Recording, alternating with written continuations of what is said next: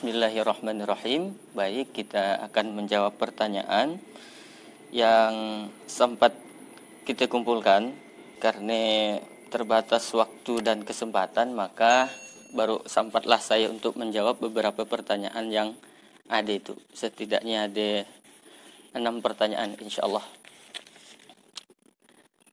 Pertanyaan pertama, nama kita sembunyikan. Assalamualaikum Pak Ustadz. Waalaikumsalam warahmatullahi wabarakatuh. Maaf sebelumnya saya cerita masalah pribadi, tapi hanya sekedar ingin tahu aja. Sebenarnya saya udah punya tunangan, terus berjalannya waktu malah sikap dianya makin ke situ kayak makin ngelunjak.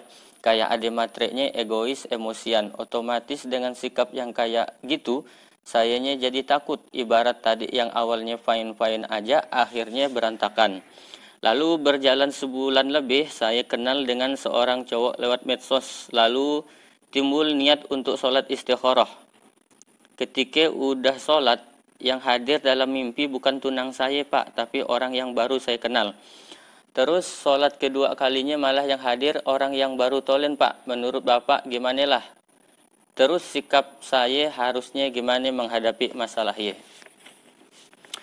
Sholat istikharah itu dilakukan ketika kita punya pilihan yang baik dan lebih dari satu.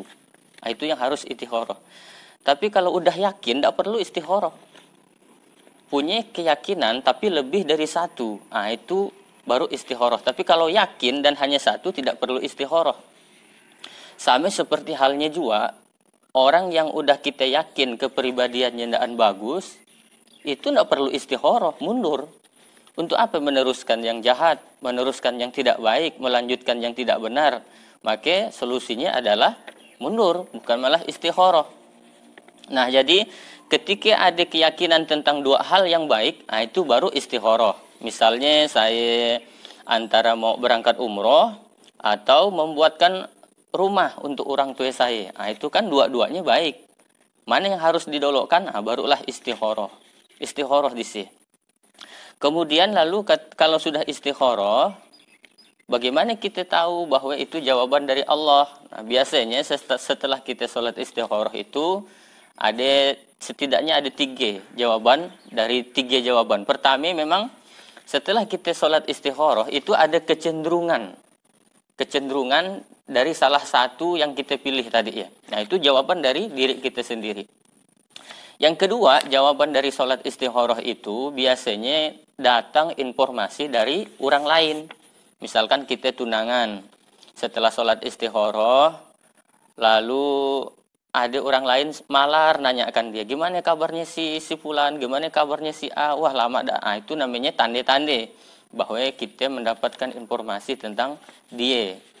Nah, orang lain menceritakan dia baik, dia begitu, maka kita semakin yakin. Nah, itu jawaban salah satu jawabannya. Setelah kecenderungan dari diri kita, yang kedua adalah ada informasi dari orang lain. Kemudian yang ketiga, jawaban istikharah itu biasanya melalui mimpi. Melalui mimpi bisa, tapi walaupun ada ulama yang mengatakan bahwa antara mimpi dengan sholat istikharah itu tidak ada hubungannya. Seperti Syekh Mutawalli Asy-Sya'rawi mengatakan bahwa sholat istikharah dengan mimpi tidak ada hubungannya. Karena mimpi itu bersumber dari 3 macam.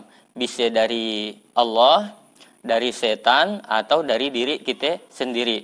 Nah, terkait masalah itu, mungkin mimpinya itu datang dari dirinya sendiri. Urusan siang atau urusan malam yang belum selesai, urusan siang tadi yang belum selesai, maka disambungnya di dalam mimpi. Nah, itu mimpi dari diri kita sendiri datangnya.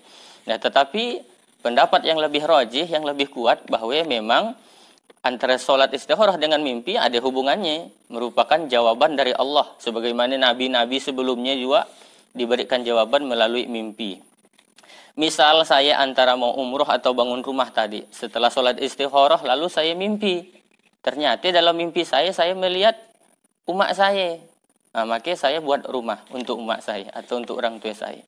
Nah, ketika saya selesai sholat istikharah lalu saya bermimpi melihat Ka'bah misalkan, maka saya umroh. Itu jawaban dari Allah.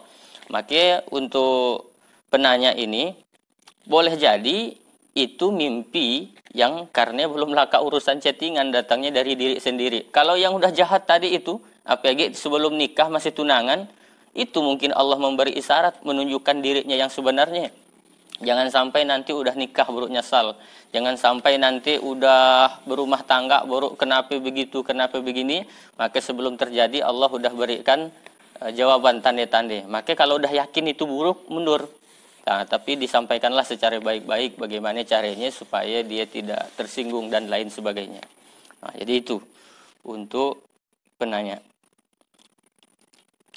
Pertanyaan yang kedua.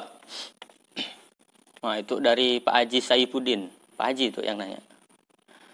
Assalamualaikum. Waalaikumsalam warahmatullahi wabarakatuh.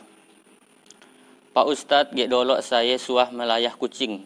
Dan ia pun jak kucing layahan orang juga. Karena malar diberi makan, jadi batah di rumah. Lalu BAB sembarangan, pada akhirnya saya layah. Dan saya melayahnya pun saya bakali nasi dan ikan.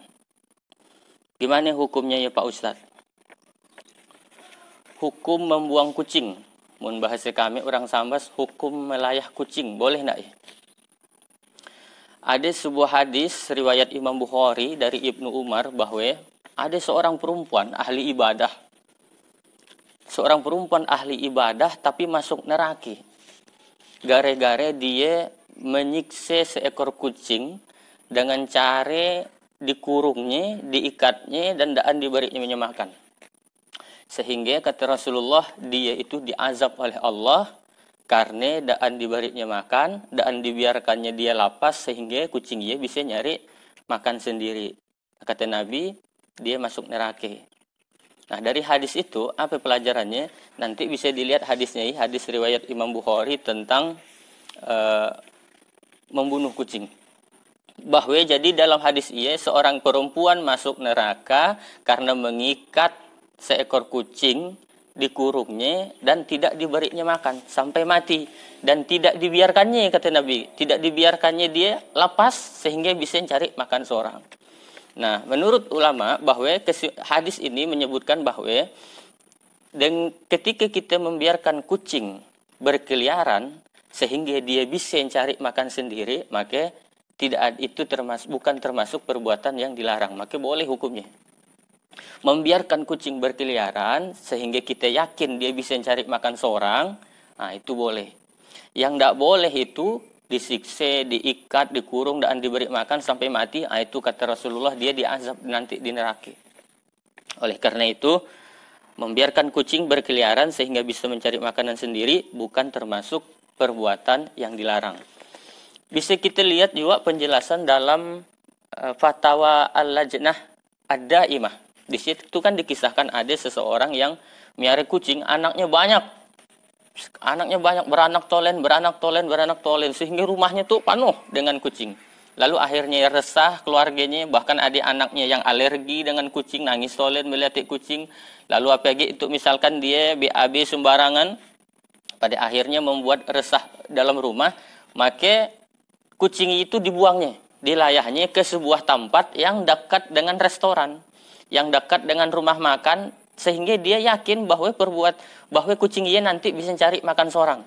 Dalam fatwa Al-Lajnah Ad-Daimah tadi ditanyakan, apakah perbuatan saya dosa membuang kucing seperti ini? Maka insya Allah tidak berdosa. Nah, jadi boleh membuang kucing, apalagi itu mudorot ya, mudorot berak barang-barang gitu kan, apalagi anak kita ada yang alergi, itu kan ada manfaat, ada mudorot. Ketika manfaat dan mudorot berjumpa, maka yang diutamakan adalah menghindarkan mudorot. Darul mafasid muqaddamun ala jalabil masoleh. Menghindarkan mudorot harus lebih kita utamakan daripada mengambil manfaat yang sedikit. Nah, jadi boleh dia dibuang, bukan dibuang, dilayah tadi ya, dengan syarat kita yakin dia bisa cari makan seorang. Nah, yang tidak boleh itu diikat, dikurung, apalagi sampai tidak diberi makan dan seterusnya. Wallahu alam. Hadisnya riwayat Imam Bukhari dari Ibnu Umar. Kemudian pertanyaan dari Mbak Ita. Assalamualaikum Pak Ustadz. Waalaikumsalam warahmatullahi wabarakatuh. Mau numpang tanya, ada kawan saya nak minta tanyakan. Oh, kawannya yang bertanya, tapi dia yang nanyakannya. Apakah boleh naruh orang tua angkat yang beragama lain, Kristen, sedangkan kita itu orang Islam?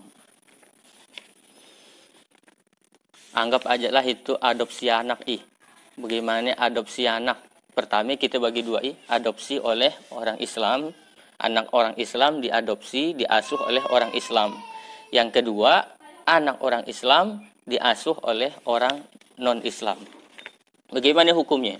Pertama, mengangkat anak asuh, anak orang Islam kepada orang Islam. Tapi sebelum itu saya menyampaikan bahwa kenapa anak kita itu harus diasuh lah orang. Kan gitu. Sedangkan ada orang saking inginnya punya anak sampai pergi ke Singapura buat bayi tabung supaya punya anak. Itu sekarang udah punya anak malah kita disuruh orang ngasuhnya. Ya oke lah Pak Ustadz, mungkin karena ya ekonominya daan memadai, ya anaknya kalau daan bisa minum susu, maka ada orang kaya yang daan punya anak. Boleh tidak kami titipkan anak kami kepada dia? Boleh. Dengan 3 syarat. Tapi kalau kita nak nitipkan anak kepada orang Islam yang misalkan nanti akan mendidik, membesarkan anak-anak kita, syaratnya 3. Pertama, anak orang itu tidak boleh nanti binti ayah angkatnya, tidak boleh. Misalkan saya ngambil anak angkat namanya Fatimah, lalu Fatimah binti Hatoli, itu tidak boleh, haram. Dia harus ke bapak kandungnya. Harus ke bapak kandungnya. Yang kedua, kalau kita ngambil anak angkat, nanti kalau dia udah besar, maka anak itu bukan mahram. Bukan mahram kita. Apalagi yang diambil anak angkat tuh perempuan. Begitu udah besar ternyata cantik. Jangan sampai dia di rumah pakai rok pendek tolen. Lalu berdua-duaan lagi dengan ayahnya. Berapa banyak anak angkat akhirnya nanti jadi bini angkat. Kan bahaya ya. Nah, jadi jangan dia itu bukan mahram ya. Diberi tahu bahwa nanti kau itu bukan anak angkat, bukan anak kandung saya, tapi kau adalah anak angkat yang kubesarkan dari sejak masih bayi. Kemudian yang ketiga, ketika nanti dia nak nikah, maka orang tua angkatnya tidak boleh nikahkannya. Saya tadi ngambil anak angkat namanya Fatimah. Tidak boleh saya nikahkannya, karena saya bukan ayah kandungnya, bukan wali nasabnya. Maka yang menikahkannya adalah wali hakim, yaitu Bapak KUA. Nah, jadi boleh ngangkat anak angkat, tapi sesama Islam. Sekarang yang non-Islam bagaimana? Yang non-Muslim. Maka kata Nabi, kullu mauludin yuladu alal fitrah. Setiap bayi yang lahir ke dunia itu adalah fitrah. Fitrah itu artinya beragama Islam. Pada awalnya, semuanya manusia yang lahir ke dunia itu pada awalnya adalah beragama Islam. Karena di alam arwah sana, kita sudah bersaksi. Alastu birabbikum, kata Allah. Bukankah aku ini Tuhan kalian? Maka, bala syahidna. Kita semuanya menjawab, ya, engkau adalah Tuhan kami. Kami semua bersaksi. Jadi kita begitu lahir, semuanya udah Islam. Nah, tetapi kelanjutan hadis ia tadi, kullu mauludin yuladu alal fitrah, setiap bayi, anak yang lahir ke dunia adalah fitrah, fa'abawahu, tapi orang tuanya lah yang akan membawanya nak jadi apa dia? Yuhawidanihi, akan menjadi Yahudi, yumajjisani, akan menjadi Majusi, yunassirani, akan menjadi Nasrani. Maka orang tuanya lah yang akan membawanya dia nak jadi agama apa nanti. Nah, dengan anaknya tadi Islam diberikan kepada non-Muslim, maka orang tuanya lah nanti yang akan membawa ke agamanya. Kita usah nak berpikir sekarang. Usah nak berpikir hanya untuk sekarang. Tapi pikirkanlah bagaimana anak kita nanti di depan. Kita ingin anak-anak kita nanti di masa yang akan datang menjadi orang yang soleh, orang yang taat beragama. Kalau dia perempuan jilbabnya panjang, menutup aurat dan sebagainya. Tapi kalau kita berikan kepada orang yang di luar agama kita, tentu mereka akan ikut agama orang tuanya, dan itu sangat-sangat kita tidak inginkan. Wallahu alam. Demikian baitah. Jadi tidak boleh diberikan anak kepada non muslim, karena secara tidak langsung kita memurtadkan dia. Wallahu alam. Pertanyaan selanjutnya dari Hartono Selakau. Assalamualaikum Pak Ustadz, saya nak bertanya, mohon nanti dijawab Pak. Nah, itulah saya nak jawabnya. Apakah sebagai anak kita boleh iri dengan orang tua, khususnya orang tua yang lebih pilih kasih dengan anak atau saudara yang lain? Terima kasih. Iri dengan orang tua yang pilih kasih.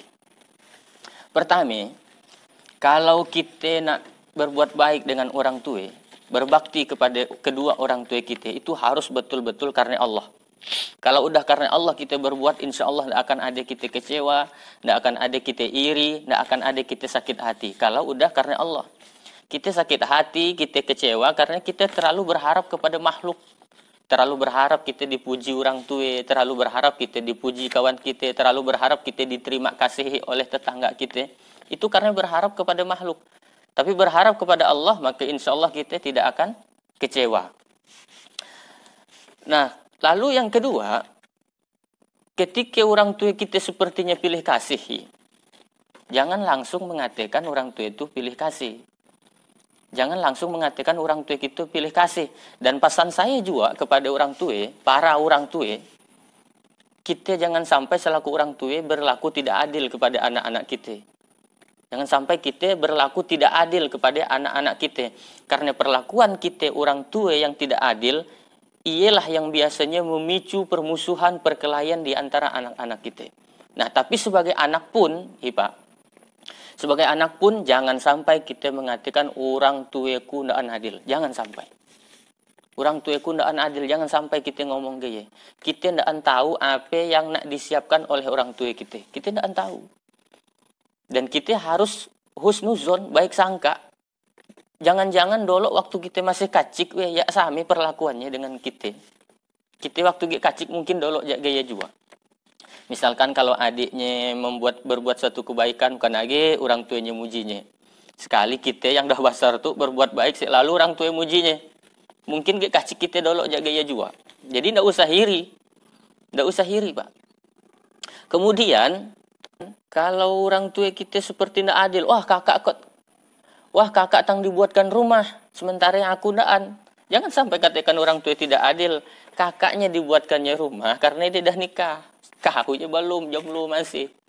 Nah, jadi usah nak husnuzon, buruk sangka, tapi berbaik sangka lah. Ya, jangan katakan orang tua tidak adil, jangan katakan orang tua pilih kasih. Kita dibesarkannya aja tuh udah alhamdulillahinya.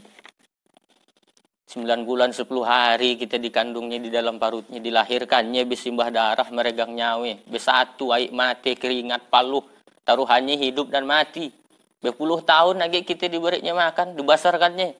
Iya dah disyukuri ke balumnya. Gitu ya.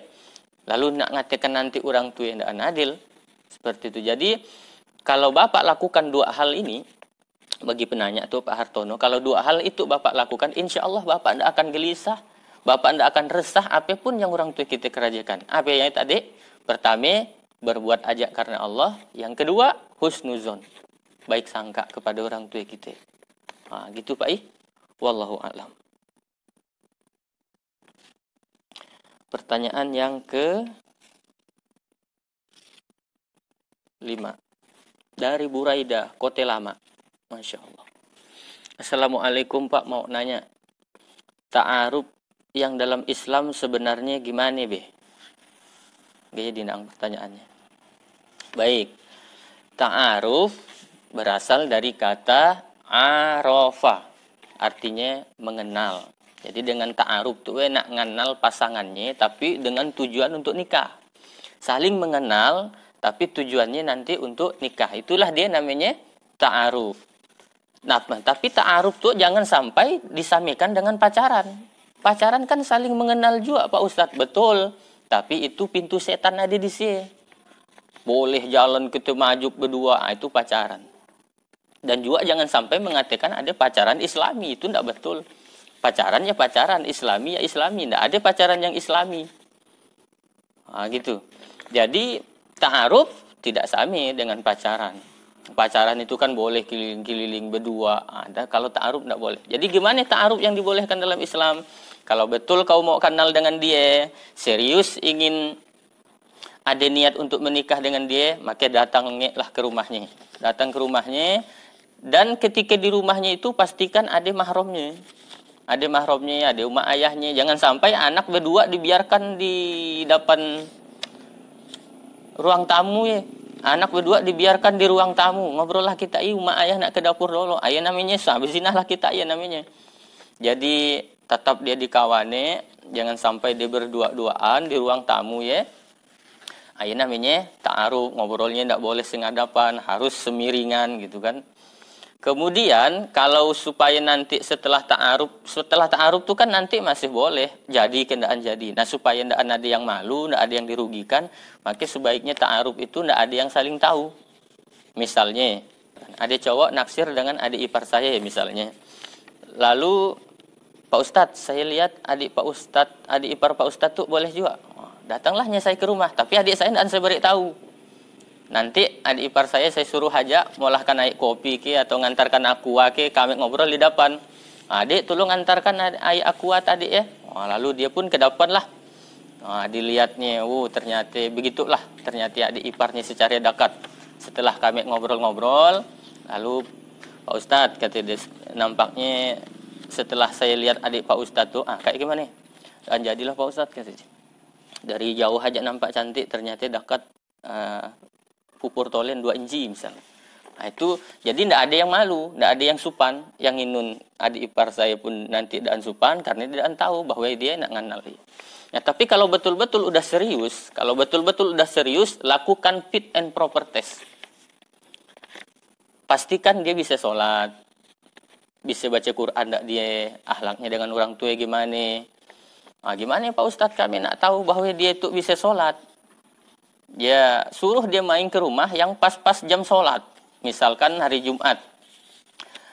Ngomong dengan ayah, ya adik cowok nak main ke rumah. Mana nomor HP-nya kata ayahnya. Itu nomor HP-nya. Telepon, Assalamualaikum. Misalkan namanya siapa itu? Misalnya namanya Herman lah misalnya. Assalamualaikum. Betul kayak dengan Herman? Betul. Itu saya ayahnya si Buraida misalnya. Oh ya. Yeah. Katanya nak main ke rumah. Betul. Nak main ke rumah Pak. Boleh bisa main ke rumah Bapak. Oh, kata ayahnya hari Jumat jam 12, kamu nak main ke rumah? Nah, bisa ke? Lalu kata si Herman tuh, oh bisa Pak. Mun katanya bisa hari Jumat jam 12, maka tulak. Karena dia tidak sembahyang Jumat. Tapi mun katanya maaf Pak, hari Jumat ya kan jam 12 kita sholat Jumat Pak. Terimalah dia. Berarti dia sholat Jumat, dia sholat. Nah, tapi soal itu tidak bisa dipakai karena udah bocor lewat video itu. Atau kalau nak tahu dia sholat gimana, nanti pas dia nak main ke rumah, suruh aja main sekitar jam 5 sore. Nanti pas dah dekat azan maghrib, ajak dia ke surau. Suruh dia azan sekalian. Bisa enggak dia azan? Bapak ajak lah, kata dia. Batuk aku. Nanti dia akan azan. Allahu Akbar, Allahu Akbar. Ngangguk-ngangguk lah ayahnya, calon mertuanya. Itulah dia calon menantuku katanya. Rupanya dikocekannya MP3. Pakai HP dia azan. Itu penipuan. Jadi lakukan fit and proper test. Jangan sampai punya suami yang tidak sholat. Jangan sampai punya suami yang tidak tahu ngaji. Tapi pastikanlah punya suami yang soleh. Supaya dia bisa membimbing istrinya nanti ke jalan Allah Subhanahu wa Ta'ala. Gitu deh. Saudari Buraida. Pertanyaan terakhir. Dari Ning Hardi. Assalamualaikum. Itu yang nanya laki ke perempuan tuh. Tapi pertanyaannya tentang kodok puasa. Assalamualaikum Pak Ustadz. Bismillahirrahmanirrahim. Waalaikumsalam warahmatullahi wabarakatuh.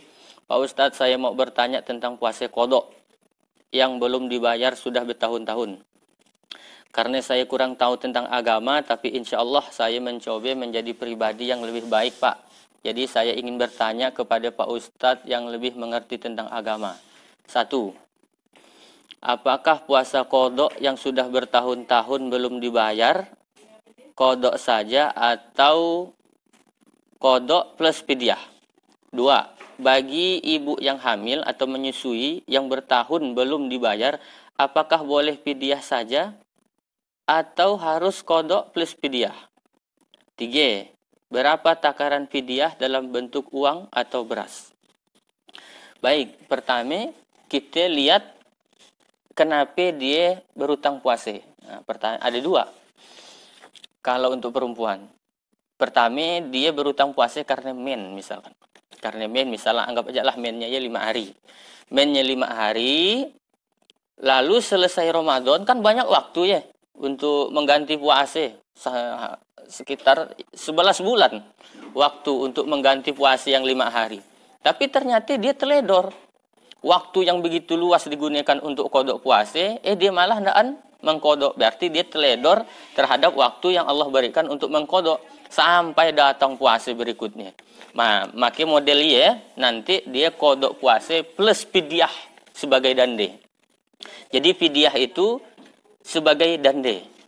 Kalau untuk yang men ya, untuk yang haid, menstruasi itu, maka dia karena dia teledor, padahal ada waktu sempat untuk bayar, tapi dia tidak bayar, maka itu dia kodok plus fidyah. Nah, yang kedua sekarang ibu yang hamil atau menyusui. Misalkan dia baru pengantin baru lah, misalkan pengantin baru udah anjak baru sekitar 4 bulan yang lalu lah, gitu. Minggu pertama dia datang bulan puasa. Lalu minggu kedua ternyata dia positif hamil. Udah hamil dan bisa puasa.